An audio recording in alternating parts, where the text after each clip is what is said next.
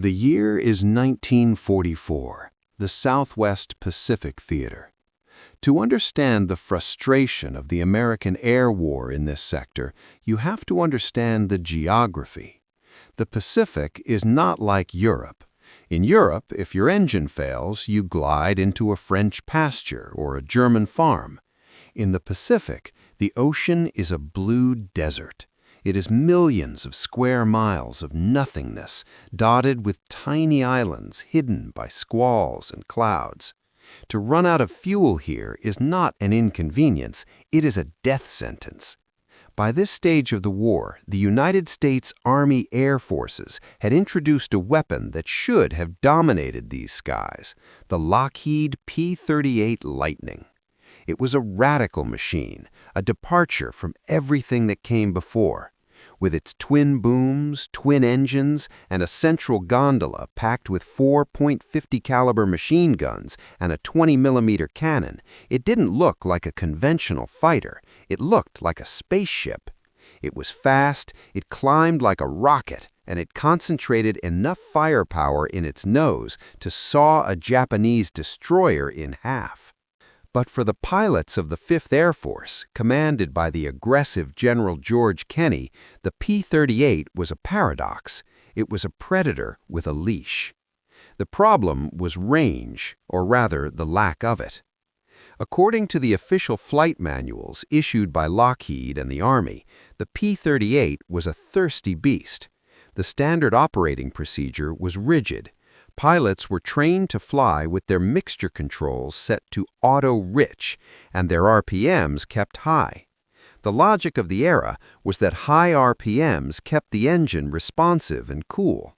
To drop the RPMs too low, the engineers warned, would cause detonation, a violent, erratic combustion that would tear the cylinders apart. So the American pilots followed the book. They flew their missions with their engines screaming at high revolutions, dumping precious gallons of high-octane fuel into the cylinders to keep them happy. The result was a strategic stalemate. The effective combat radius of a P-38 was limited to about 400 miles. The Japanese commanders, who were masters of logistics and geography, understood this perfectly. They drew a circle on their maps around the American airfields. Outside of that red line, they were safe. They positioned their vital supply convoys, their bomber bases, and their troop transports just beyond the reach of the P-38s. General Kenney was furious. He had B-24 Liberator bombers that could fly deep into enemy territory, but without fighter escorts, those bombers were sitting ducks for the nimble Japanese Zeros. The P-38 pilots would take off, escort the bombers for the first leg of the journey, and then, watching their fuel gauges drop toward empty, they would be forced to turn back. They had to watch helplessly as the heavy bombers flew on alone into the hornet's nest. The pilots loved the Lightning, but they didn't trust it. They called it the round-trip ticket only if you treated it gently. The fear of ditching was constant. Every pilot knew the math.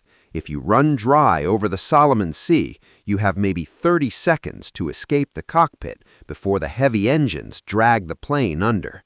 If you survive the crash, you face exposure, dehydration, and sharks. The P-38 was a caged tiger. It had the speed to catch anything and the guns to kill anything, but it lacked the legs to hunt. The Army mechanics shrugged their shoulders. The manual was the manual. The laws of physics and combustion could not be broken. The P-38, they insisted, was simply not built for long-range cruising. But the status quo was unacceptable. The Allies needed to push north towards the Philippines and eventually Japan. To do that, they needed to stretch the leash. They needed a miracle. They didn't know that the solution wasn't a new engine or a new fuel tank. The solution was a man, a civilian, without a rank, who was about to walk onto their airfield and tell them that everything they knew about flying was wrong. The Lightning was about to be unleashed. In the late spring of 1944, A transport plane touched down on the crushed coral airstrip of Hollandia, New Guinea. The heat was suffocating, a wet blanket of jungle humidity that rotted boots and rusted metal. Out of the plane stepped a figure who looked entirely out of place in this theater of war. He was a tall, lanky man in a plain khaki uniform. There were no insignias on his collar, no silver wings on his chest, no rank on his shoulders. He was 42 years old, ancient by the standards of fighter pilots, who were mostly 21 or 22. To the young aces of the 475th Fighter Group, leaning against their jeeps and smoking cigarettes, he looked like a visiting school teacher or a lost tourist. But as the man walked across the tarmac, a ripple of shock went through the squadron. The older mechanics stopped turning their wrenches. The whispers started. Is that Lindy? It was Charles Lindbergh, the Lone Eagle. 17 years earlier, he had been the most famous man on planet Earth, the hero who flew the Spirit of St. Louis across the Atlantic. But by 1944, the shine had worn off the legend. Lindbergh had spent the years before the war campaigning against American intervention. He had been labeled an isolationist, a defeatist, and by some, a Nazi sympathizer. President Roosevelt despised him, famously calling him a copperhead and blocking him from active military service. Lindbergh had resigned his commission in disgrace. So he had come to the war through the back door. He was officially listed as a civilian technical representative for United Aircraft and Lockheed. He was a consultant, a corporate troubleshooter. The reception was frosty. The pilots of the 5th Air Force were combat veterans. They had seen their friends die in burning cockpits. They were flying the most advanced twin-engine fighter in the world, fighting for their lives against the Japanese Empire. And now, here was this middle-aged civilian, a man who hadn't flown a combat mission in his life, coming to look over their shoulders. The skepticism turned to anxiety when Lindbergh made his intentions clear. He didn't just want to watch, he wanted to fly. Colonel Charles McDonald, one of the top aces of the Pacific, was in a bind. If he let Lindbergh fly and the famous aviator crashed, or worse, got shot down and captured by the Japanese, it would be a PR catastrophe of global proportions. The Japanese propaganda machine would have a field day. But Lindbergh was persistent. He used his civilian technical status as a shield. I need to understand the aircraft's performance in operational conditions, he argued. Reluctantly, they gave him a P-38 Lightning. The young pilots watched with folded arms, expecting the old man to be overwhelmed by the 3,000-horsepower beast. The P-38 was fast, complex, and unforgiving. It was a far cry from the fabric and wood single-engine plane Lindbergh had flown to Paris. But as soon as the canopy closed, the civilian vanished. Lindbergh taxied out with the precision of a surgeon. He took off, and the pilots on the ground noticed something immediately. He wasn't flying like a hotshot. He was flying like an engineer. He was listening to the engines, feeling the vibrations, testing the limits not of speed, but of efficiency. When he landed, he didn't head for the officers' club for a drink. He walked straight to the maintenance chiefs. He pulled out a notebook filled with calculations. He started asking questions that the pilots had never thought to ask. "Why are you running the engines at 2,200 RPM in cruise?" asked Lindbergh a group of pilots. "Because the manual says so," said a young lieutenant. "If we drop it lower, the mixture gets too lean. The engine will detonate." Lindbergh looked at them with cold blue eyes. "The manual," he said softly, "is garbage." The room went silent. A civilian was telling combat pilots that the Bible of the Army Air Forces, the flight manual, was garbage. He was challenging the collective wisdom of the entire military establishment. They thought he was crazy. They didn't know that this controversial passenger was about to hand them the keys to the entire Pacific Ocean. The briefing room on Biak Island was stifling hot, smelling of stale tobacco smoke and sweat. A dozen of the 475th Fighter Group's best pilots sat on folding chairs, their arms crossed, looking at the chalkboard. Charles Lindbergh stood at the front, a piece of chalk in his hand. He had just written a number that made the room uneasy: 1,600 RPM. "This," Lindbergh said calmly, tapping the board, "is where you should be cruising." A murmur of disbelief rippled through the room. It was aviation heresy. The Allison V-1710 engines powering the P-38 Lightning were high-performance machines. The technical orders, the Bible written by the Army engineers, were explicit. Pilots were instructed to cruise at high revolutions per minute, around 2,200 or 2,300, with the fuel mixture set to auto-rich. The manual warned that dropping the RPMs while keeping the manifold pressure high, the amount of air being forced into the engine, would cause pre-ignition detonation. In layman's terms, the engine would start knocking, the cylinders would overheat, and the pistons would melt or shatter. "Mr. Lindbergh," a young captain spoke up, trying to be respectful to the legend, "if we drop to 1,600 RPM with a heavy load, we'll blow the cylinder heads right off the block. The engine will lug and stall." Lindbergh shook his head. "No, it won't. The manual was written for peacetime safety margins. It assumes you don't know how to listen to your machine. But we are at war. You need range, not safety margins." He explained his theory. It was counterintuitive. He wanted them to shift the propeller pitch to take a huge bite of air, low RPM, while opening the throttle wide to increase the pressure. It was like driving a car up a hill in high gear with the gas pedal floored. It sounded dangerous, but Lindbergh argued that at lower RPMs, the piston moved slower, allowing for a more complete burn of the fuel. It wasted less energy in friction and heat. "I'm asking you to fly in auto-lean, and I'm asking you to trust me." The skepticism was thick enough to cut with a knife. To prove it, Lindbergh challenged Colonel Charles McDonald to a flight. "Fly your wingman position. You fly by the book. I'll fly my way. We'll see who has gas left when we land." They took off into the blinding Pacific sun. McDonald, a seasoned ace, set his P-38 to the standard Army cruise settings. His engines hummed at a high, steady whine. Beside him, Lindbergh's P-38 sounded different, a low, thrumming growl. To McDonald's horror, he saw Lindbergh dial the RPMs down: 2,000, 1,800, 1,600.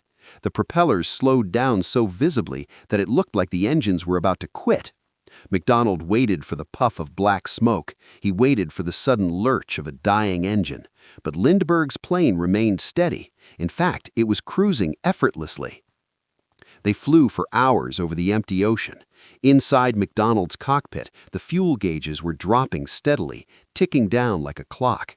He looked over at Lindbergh. The civilian looked bored. He was holding station perfectly, yet his plane was sipping fuel, while McDonald's was guzzling it.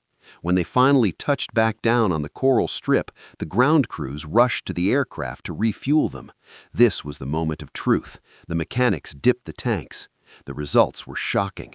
Colonel McDonald's plane had burned the expected amount of fuel for the duration, but Lindbergh's plane, he had hundreds of gallons left. The math was inescapable. By ignoring the manual and using Lindbergh's impossible algorithm, the fuel consumption dropped from 100 gallons per hour to roughly 70. McDonald walked into the operations hut, his face pale with realization. He walked over to the large map of the Pacific Theater hanging on the wall. For months, there had been a red circle drawn around their base, their maximum combat radius of 400 miles. McDonald erased the line. He picked up a grease pencil and drew a new circle twice as large. "Teach them," McDonald said to Lindbergh. "Teach every single pilot."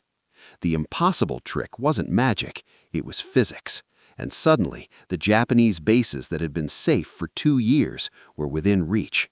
The leash had been cut. The P-38 was no longer just an interceptor. It was now a long-range assassin. April 18, 1943, 7:25 a.m. The humidity on Guadalcanal is already rising, but the pilots of the 339th Fighter Squadron feel a different kind of heat. They are sitting in their cockpits, engines idling, sweating through their flight suits. They are about to attempt the longest fighter interception mission in history. The target is Admiral Yamamoto, the architect of the Pearl Harbor attack. Naval intelligence has cracked the Japanese code. They know exactly where he will be, flying over Bougainville Island at 9:35 a.m. But there is a problem, a massive, insurmountable problem. Bougainville is over 400 miles away. To avoid Japanese radar, the Americans cannot fly in a straight line. They have to fly a massive semicircular hook, swinging far out over the open ocean, staying under 50 feet off the water to hide from radar, and then turn inland at the exact second to catch the admiral. The total distance is over 600 miles each way. According to the Lockheed Flight Manual, a P-38 Lightning cannot fly 1,200 miles, fight a combat engagement, and return home. It is physically impossible. The plane simply does not carry enough gas. Major John Mitchell, the mission commander, knows the math. He has spent the entire night with a slide rule calculating fuel burn rates. He knows that if his pilots fly by the book, using the standard Army settings of high RPM and rich mixture, they will all splash into the ocean long before they even see Yamamoto. The only way to survive this mission is to break the rules.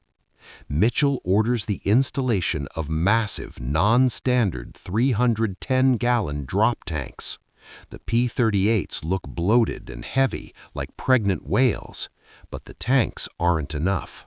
The pilots have to do what the civilian theory suggested. They have to starve their engines. The 16 P-38s roar down the runway, kicking up clouds of coral dust. They struggle into the air, heavy with fuel. As soon as they are wheels up, Mitchell signals for complete radio silence. For the next 2 hours, not a single word will be spoken. They drop down to the deck. They are flying barely 30 feet above the waves, the salt spray coating their windshields. And then they begin the impossible procedure. Inside the cockpits, the pilots pull their throttles back. They dial their propeller pitch down, dropping the RPMs lower and lower until the engines are barely humming. They lean the fuel mixture until the engines are on the verge of quitting. It is a terrifying way to fly. The P-38s feel sluggish. The engines sound rough, like they are choking. Every instinct in a fighter pilot's body screams to throttle up, to hear the roar of power, but they hold the line. They are trading speed for distance. They are flying on the razor's edge of physics. For 2 hours, the only sound is the drone of the engines and the wind. The pilots watch their fuel gauges with an obsessive fear. The needles are barely moving, proof that the trick is working. They are ghosting through the sky, invisible to radar, sipping fuel like a miser counts pennies. 9:30 a.m. They are closing in on the intercept point. The tension is unbearable. If they are 1 minute early, they will be spotted. If they are 1 minute late, Yamamoto will be gone. The navigation has to be perfect. 9:33 a.m. Major Mitchell looks up. Ahead, just barely visible against the green jungle of Bougainville, are dots. 2 Betty bombers and 6 Zero escorts. They are exactly where the codebreakers said they would be, punctual to the second. Tanks off! The silence breaks. 16 pilots jettison their empty drop tanks. The giant metal canisters tumble into the jungle below. The pilots slam their throttles forward. The engines, which have been asleep for hours, roar back to life, jumping from the low RPM cruise to full combat power. The P-38s transform from sluggish gliders into screaming predators. The Japanese pilots never see them coming until it is too late. They are looking for enemies coming from the east, from the American bases. They never expected American fighters to appear from behind them, from the empty ocean, over a range that was supposed to be impossible. Captain Thomas Lanphier and Lieutenant Rex Barber dive on the bombers. The Zeros scramble, but they are shocked and out of position. Tracers tear through the sky. One of the Betty bombers, carrying Admiral Yamamoto, shudders under the impact of .50 caliber fire. It loses a wing and plunges into the jungle, exploding in a massive fireball. The architect of Pearl Harbor is dead. But the mission isn't over. The P-38s have to get home. They turn back south, the adrenaline fading, replaced by the cold reality of the fuel gauges. They drop back down to the waves. They throttle back again. Low RPM, high manifold pressure, lean mixture. When they finally land on Guadalcanal, the ground crews rush to check the tanks. Some of the planes have less than 10 gallons of fuel left. If they had flown by the manual, if they had followed the rules, they would have run out of gas 200 miles short of the runway. Operation Vengeance was a victory for intelligence, yes, but physically it was a victory for a new way of flying. It proved that the P-38 was not just a fighter, it was a long-range weapon that could strike anywhere. The impossible algorithm had just changed the geography of the war. The Pacific had just become a lot smaller for the Japanese Empire. By the summer of 1944, Charles Lindbergh was technically a tourist. He wore no rank, answered to no commanding officer, and officially his job description was observer. But in the cockpit of a P-38 Lightning, screaming over the jungles of Seram Island at 300 miles per hour, the distinction between observer and combatant had evaporated. Lindbergh had done more than just teach the pilots how to save gas. He had begun to fly with them. It was strictly against international law. If a civilian were captured by the Japanese while flying a warplane, he would not be treated as a prisoner of war. He would be executed as a spy. Furthermore, if the American public found out that their famous controversial aviator had been shot down, the political fallout for General MacArthur would be catastrophic. Yet the pilots of the 475th Fighter Group didn't care.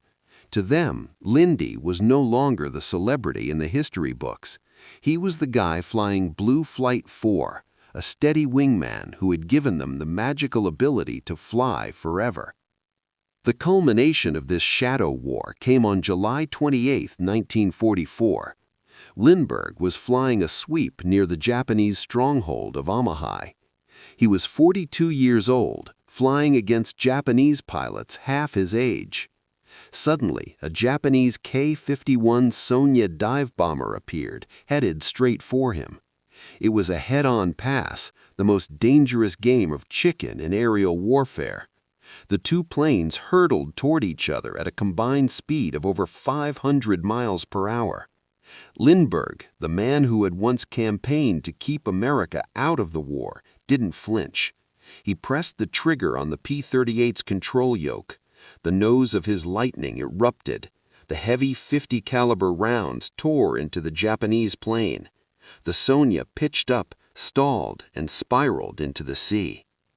Charles Lindbergh, the civilian consultant, had just scored an aerial victory. When he landed, the celebrations were muted. General Kenny, the air commander, knew that Lindbergh's luck was pushing the limits. He had almost been shot down on a previous mission. The command decided it was time to send the Lone Eagle home before his luck ran out. But as Lindbergh packed his bags to return to the United States, he left behind a weapon far more deadly than the guns he had fired. He left behind a doctrine.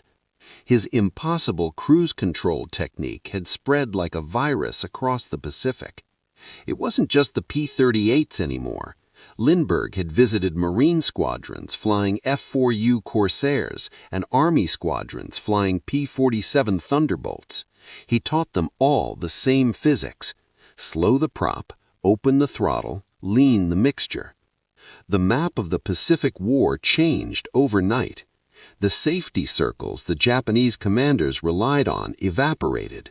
American fighters were suddenly appearing over Borneo, over the Philippines, over Taiwan, places that were supposed to be hundreds of miles beyond their range.